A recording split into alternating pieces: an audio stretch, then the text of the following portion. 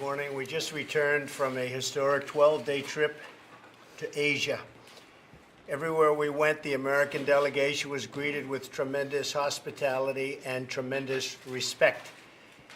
People are respecting our country again, believe me. We brought back more than $300 billion worth of deals, which could reach well over $1 trillion within a very near future.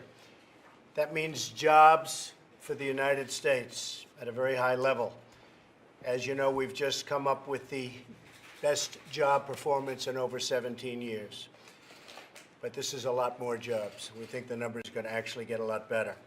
We're going to also put a lot of people that have not been able to find jobs, we're going to put them back to work because they're not registered right now. They'll be registered in a positive sense.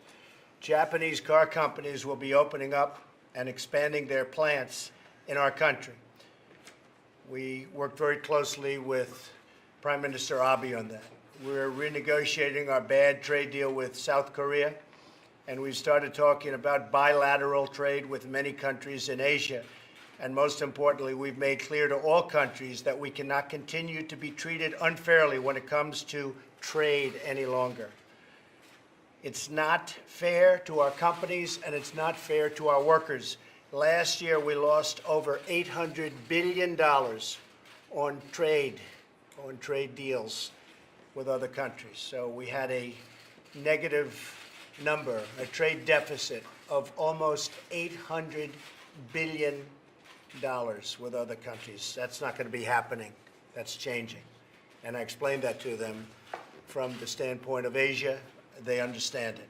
Every one of them understand it. One of the primary goals of our trip was to pursue the denuclearization of the Korean Peninsula.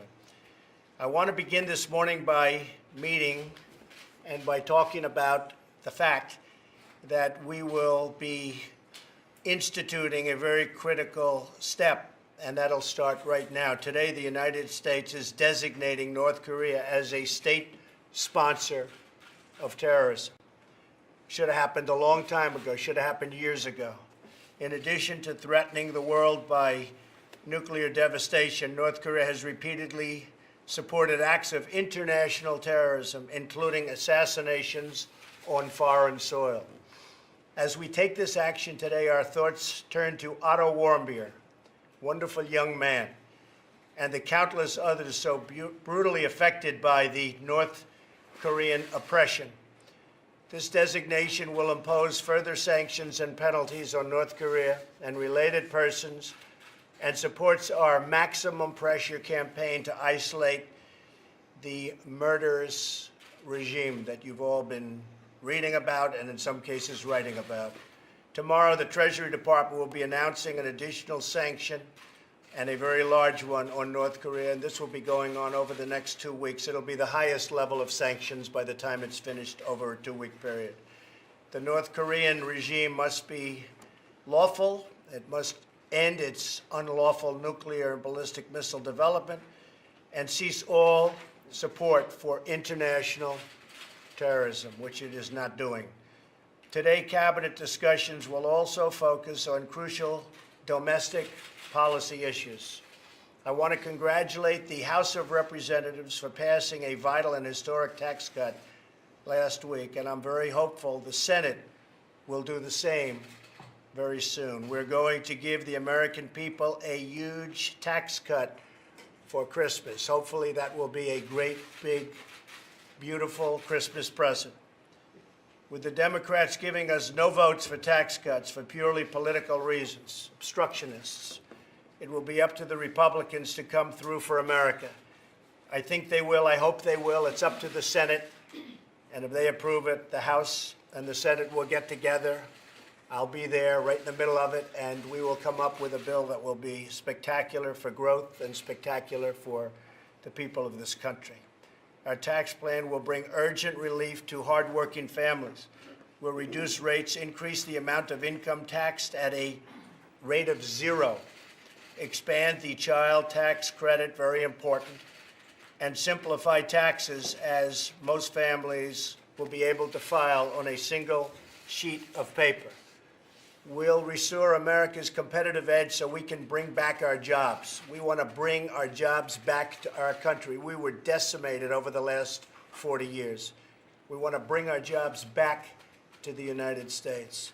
We'll go from being one of the highest taxed nations in the world to one of the lowest taxed nations in the world. Corporate rates will be reduced from 35% all the way down to 20%, which will make us competitive again, and companies won't be leaving our country. Finally, our tax plan will return trillions of dollars in wealth to our shores so that companies can invest in America again. At the same time, we're working to reduce wasteful government spending. We will hear from Budget Director Mick Mulvaney, who is working with my cabinet to find taxpayer savings in each and every department. The cabinet members that are with us today are working on getting reductions to their various departments, and we think we're going to be able to save a lot of money, even lower than the budgets that we're submitting. We'll be working on health care, infrastructure, and welfare reform. We're looking very strongly at welfare reform, and that'll all take place right after taxes, very soon, very shortly after taxes. So we'll be submitting plans on health care, plans on infrastructure, and plans on welfare reform, which is desperately needed in our country, soon after taxes. Today, we'll also discuss the opioid epidemic that is ravaging so many American families and communities. Last week, I was proud to nominate Alex Azar to serve as the next Secretary of Health and Human Services.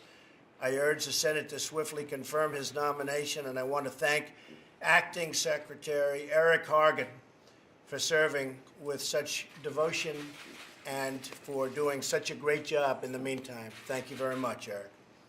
Finally, I want to wish the American people a truly happy and blessed Thanksgiving, especially to our brave men and women serving on our military and our Border Patrol and ICE agents along the very dangerous southern border. As you heard, we lost a Border Patrol officer just yesterday, and another one was brutally beaten and badly hurt. Looks like he'll make it, but very badly hurt. And we talk about the wall. We're going to have the wall. It's part of what we're doing. We need it. That's rough territory. That's where the drugs are coming in. A lot of things are happening along the border, the southern border, and we're going to straighten it out. We've already reduced the numbers, and you see the numbers, back to 78% down from what they were.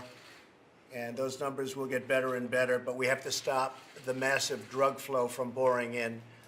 And my respect to the families that were so badly hurt yesterday, because they were devastated. Those two families were devastated.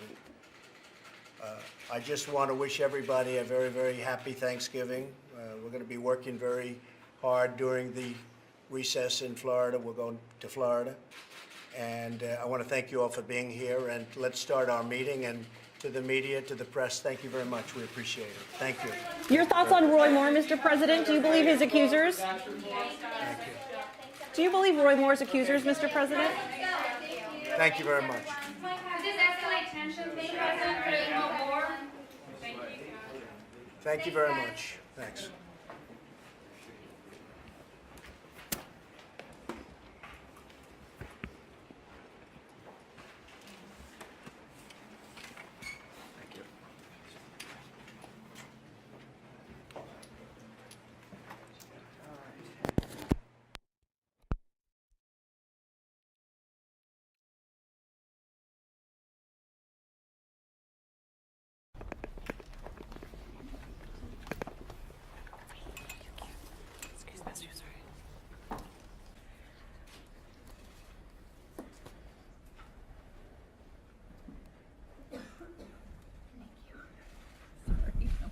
We just returned from a historic 12-day trip to Asia. Everywhere we went, the American delegation was greeted with tremendous hospitality and tremendous respect. People are respecting our country again, believe me. We brought back more than